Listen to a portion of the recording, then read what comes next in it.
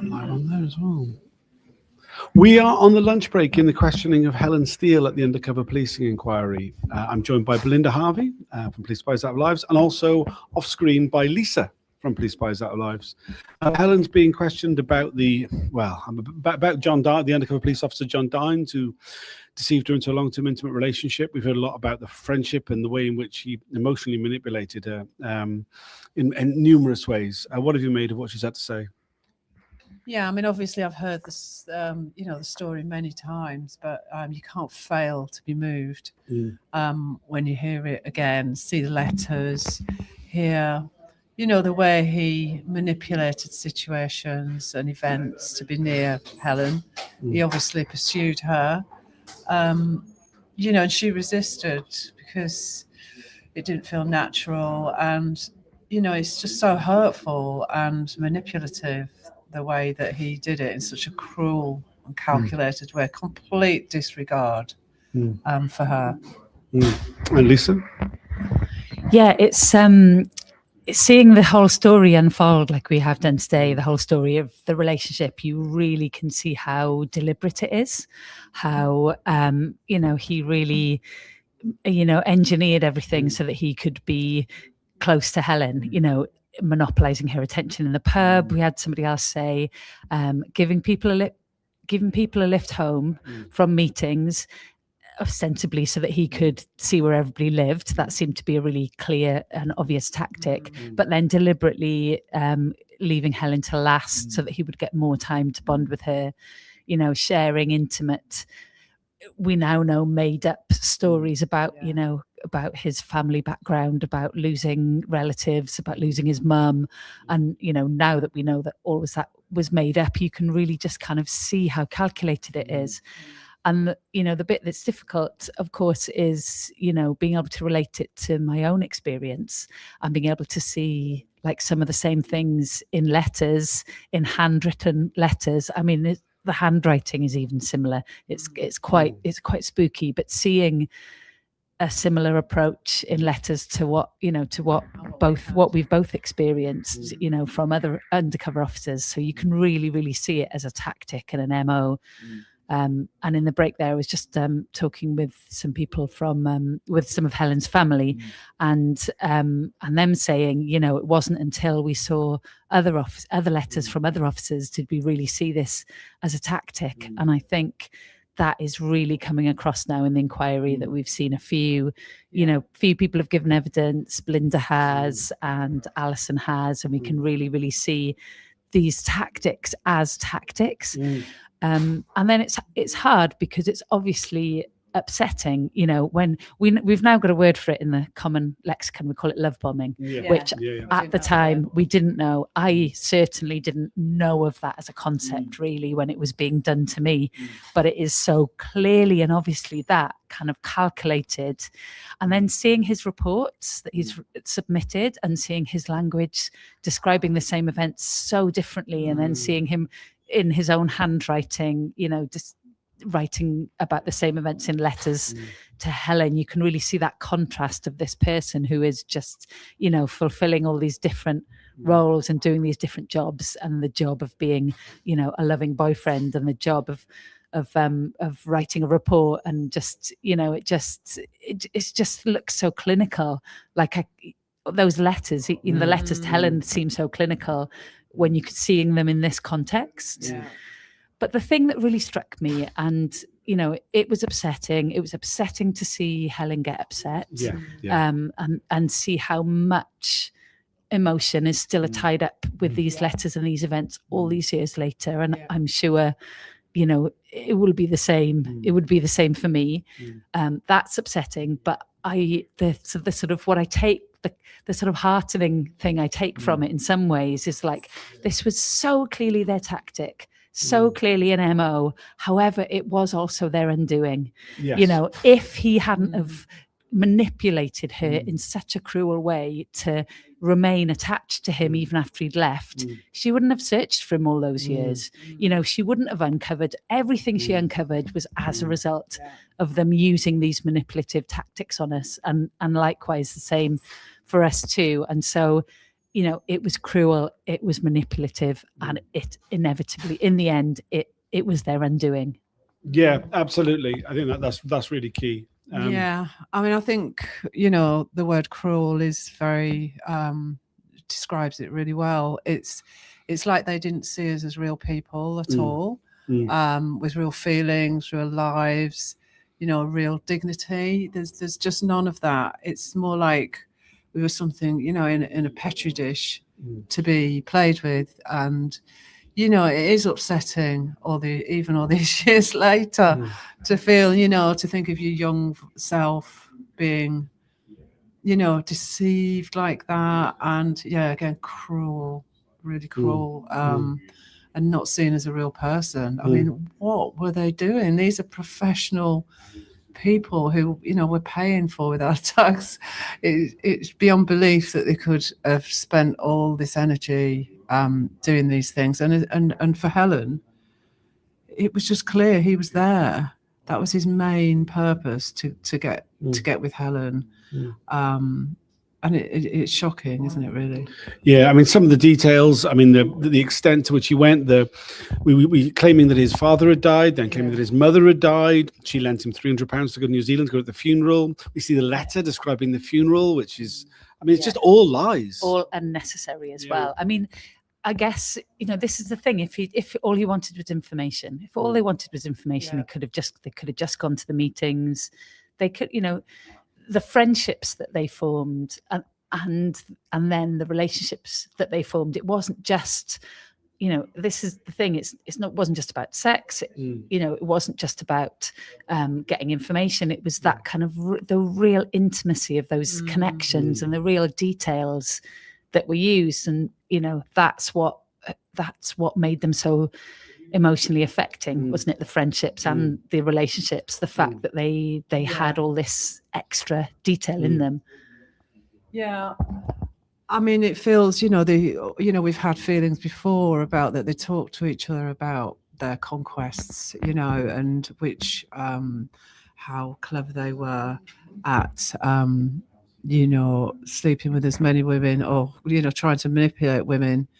And I wonder if they did talk about it and were in competition with each other and bragging. But, you know, we'll never get a sense of that because they won't own up to it even now and admit that's what they were doing and be sorry that they're not sorry. Yeah, you could get a bit of a flavour of that when you saw his report, couldn't you? When he was describing someone else's relationship as like somebody being used for sexual gratification or something like that. That was in his language. So that was obviously the kind of style that they were used. That was how they spoke to each other because that's what was in his police report. That's, you know, when he's writing it for, you know, his manager, Bob, or his, you know, whoever his managers were, he would have, that was the language he used. So it was obviously, that was how he was viewing his own, you know, it's telling about his own behavior. Yeah, revealed a lot. I think that really did. I think you're completely right that sort of, dehumanized language about sex and sexuality it's just gross. He used some other there was some really sort of almost like really weird. I mean, his thing about he had this jade pendant that was given to him by an elderly Maori woman, that it meant a lot to him, that he never stopped wearing it, but he wanted to give it to her because she was the only other thing that had caught his eye as much, and he asked her to wear it at all times. And Helen just saying that she never wore jewelry, but she wore that, and she wore it all the time. Yeah, and it's that kind of thing that made me, you know, that meant that when he went, she had something, and she said it in, you know, something to mean that she thought of him every single day. Yes. And I just don't understand why they, after they've left, why they're wanting to create such a strong imprint of themselves afterwards. Like, surely, you know, and we know, like I've said, that was their undoing, you know, the amount of attachment that they left behind when they went, the amount of impact that they left behind them. You know, his imprint was like physically around her neck the whole time after he'd gone. So obviously she's going to look for him. I just, you know, I don't quite understand why they did it in that way. It's almost like they're trying to engineer an amount of emotional trauma that will result in the individual no longer feeling they have the stomach for the kind of political activism that had caused them to be a reason for a target in the first place. I mean, that's my reading of it. Right. Yeah, that's a good, I mean, I don't know why I haven't thought of it like that before. Yeah, it's just like messing with your psyche, really, and undermining your confidence. you know, as young people, we were very confident and very sure of ourselves. And, you know, this experience has had a big effect on all of us, you know, undermining our confidence, even, you know, having effects to this present day.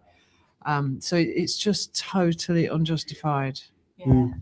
So I guess even in leaving, even after leaving, they're still sowing discord. They're still trying to like sow division in the groups or disrupt. They're still disrupting, I guess. Yes. But using emotional trauma as a way to disrupt. And remove effectiveness.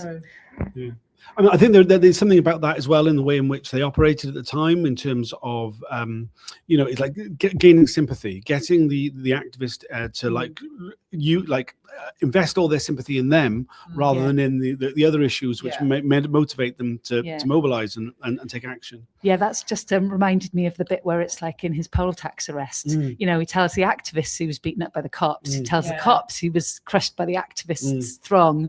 You know, who knows what the actual truth was? I don't know. But I bet the cops beat him up. I'm sure they did. I mean, we've obviously, we've seen what happened. We've seen the cops. Well, we've all seen the cops beat multiple people up, but we've seen them beat up an undercover officer as well. You know. Yeah.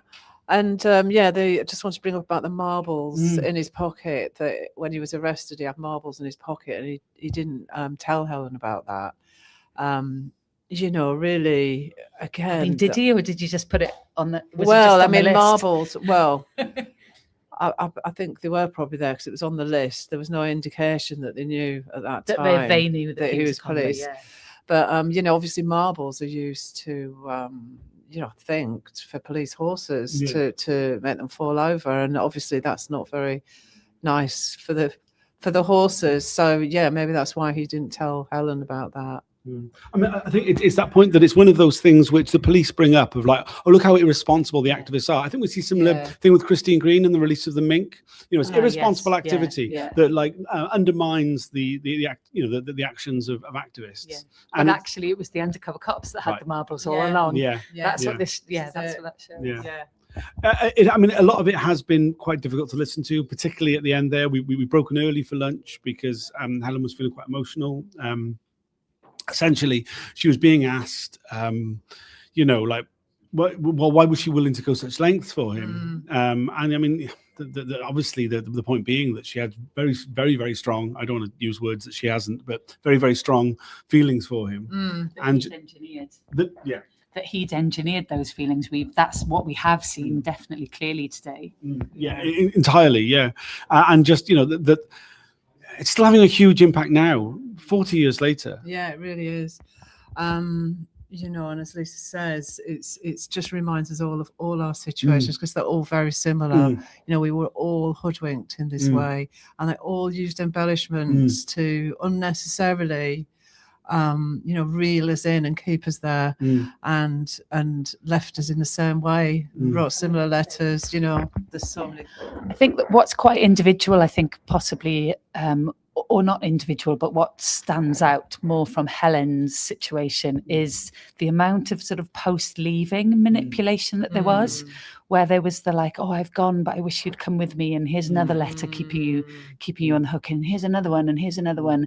She just being completely strung out in what almost seems like a deliberately sadistic way, rather than like, I can't see the operational, you know, like apart from what you said, the operational you know, use for that could be in order to remove Helen's effectiveness as an activist by leaving her emotionally traumatized. But seeing that really, you know, reading that in those paragraphs, it's quite stark, you know, that that he was just continually playing with her emotions after he left.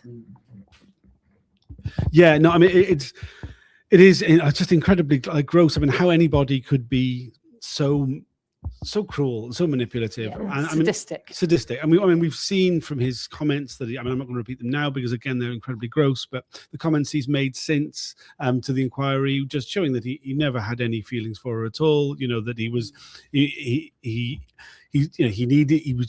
was simply using her in various ways. I mean, what a bastard. Yeah, and by saying that, you know, he's continuing by saying that to traumatize Helen now and all of us.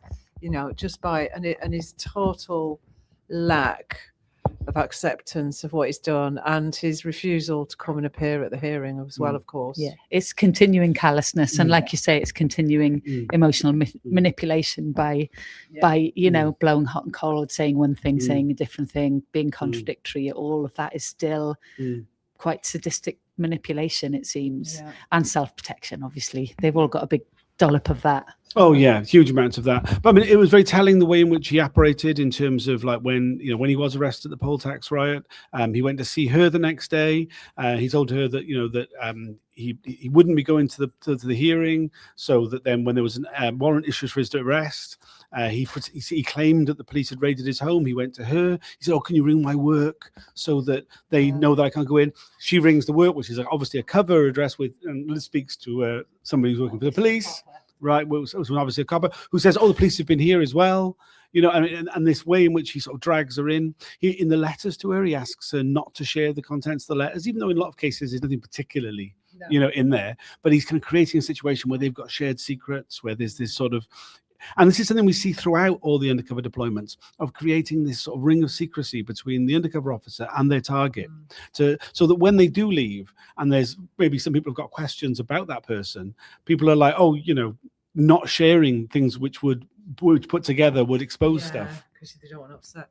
And they're leaving behind people who will defend them. I guess that is the other reason to keep people on the hook in this way.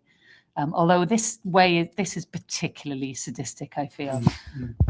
Yeah, I mean, it's like, some kind of torture, really. I mean, every word that you read from those letters, it's like, what was he thinking of? How could he say that? And I guess the other thing it makes me think of is, in the legal case we were bringing back in the day, all those years ago that we brought that legal case. It was one of the things was one of the human rights being mentioned wasn't just about right to privacy. It was being subjected to degrading and inhumane treatment.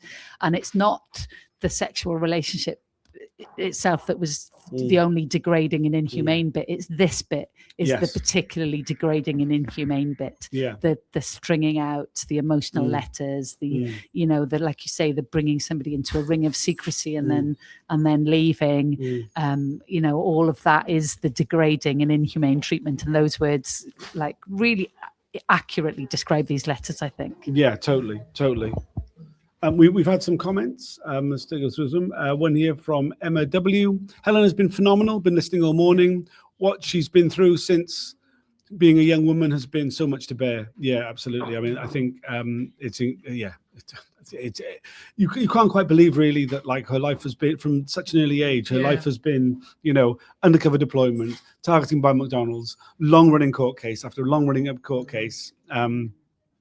I mean, it's incredible. She's still standing and is still so incredibly strong and so incredibly detailed. I mean, one of the reasons why we know about this feels such particularly cruel torture is partially because we've just got all the detail of it, because she's got all the letters, she's kept all the details. She kept a diary, she's got photographs of everything. She's a meticulous archivist, and that has meant her memory for dates is amazing, and it's makes me worry about if I ever get called to give evidence, which I'm starting to doubt is ever going to happen, but presumably that is going to happen at some point.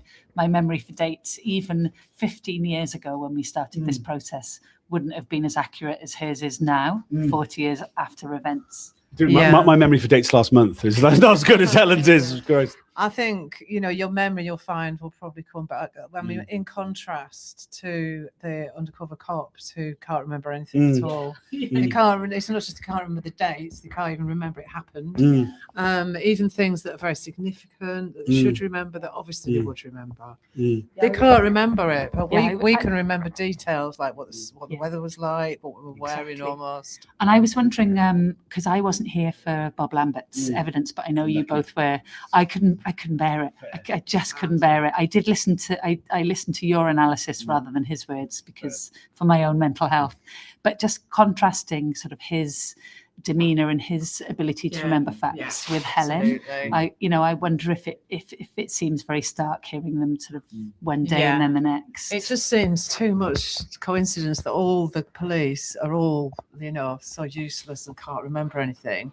Whereas all the women are like really sharp and can remember every detail. So, what does that tell us? It obviously tells us they're lying. And can you tell a difference with Mitting's demeanour? Because I'm particularly struck today by how interested he is with everything, and engaged he is with everything that Helen's saying. He is so engaged today. And when she got upset, he put his hand over his mouth. He was very which is unusual. He's normally got a fair bit of decorum, though he's often wrapped in he's always very engaged in what's being said. I think, the contrast though from Lambert, it's so strong. It's so strong. I mean, just if people could see the look on his face when he was asking Lambert to clarify what he knew about Mark Jenner and the living arrangements with Alison, compared to the look on his face today when, some of the little jokes that Helen made, even he found it hilarious. He was so sort of in there, which who knows what difference that'll make to anything, but it's reassuring to see in some sense. And I guess it just shows the difference in the humanity of the witness. How much that human beings in the room respond to a human being giving evidence, but when it's a cop who is sort of parroting a line or trying to put on a persona or trying to be a character, that there isn't a human response to that. Right. Yeah, absolutely. We've got a lot more to come from Helen. She'll be giving evidence all afternoon. She'll also be back next week for one after the next Wednesday afternoon, and then again in July. So there's a lot more to come from Helen.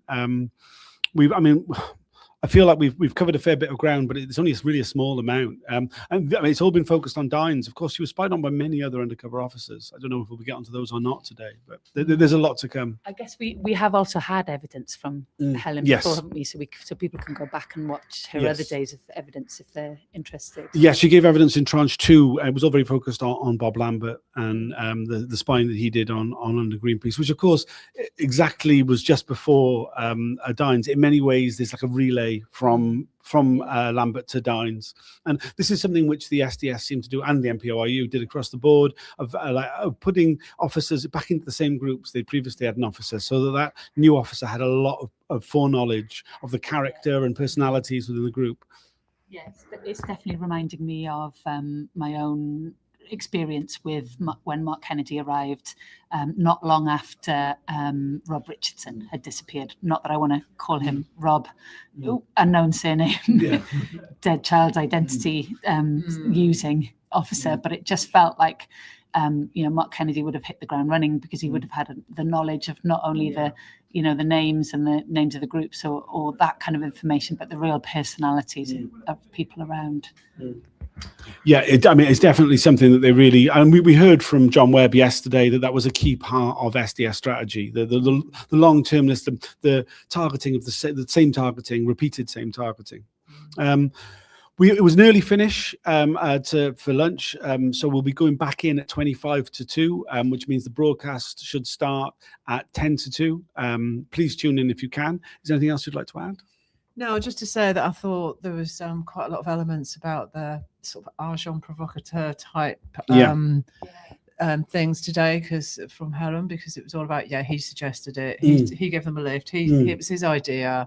The whole thing is engineered, which is quite astonishing. Yeah, I was quite struck by how much, as well as the political activity of that, also a lot of the social sort of activity. He was organising, day trips, basically inserting himself into the middle of the friendship group, and helping the gelling of the group. With him as a central point of that. Yeah, and as the person who did all the driving, the person with the van. And also how, whenever he had any sort of official documentation, whether it was when he was arrested or when he hired a vehicle, he was putting Helen's name and number on the documents. Yeah, that was quite, I don't know, that was shocking. I didn't really quite understand, was he just basically trying to hide his own pivotal role in the group? Because I guess if he's the pivotal person who's always hiring a vehicle, who's always driving people, who's always, he doesn't want a paper trail for that. He wants, and as we can see you know, that Helen is often framed as being more, you know, being more of a sort of ringleader than she Actually was. yeah. Absolutely. Just quickly, there's 60 people watching. Only 6 of you have liked this. I know it's such a the cliche thing to say, but please, if you could like this video and share it, subscribe, put on your notifications for updates. It really helps how visible this reporting on the inquiry is. There's no other media here today, as there hasn't been for the entirety of this phase. And throughout the inquiry, there's very little media coverage. So it falls to us as the people who are affected in order to like get the message out. So please help us do that if you're at all able to. Anything else either of you would like to add? No, I think that's it for now. Thanks for joining us. We'll do another video in the break this afternoon and at the end of the day. So join us then if you can. And you can still tune in. It's audio only, but you can hear everything that Helen is saying.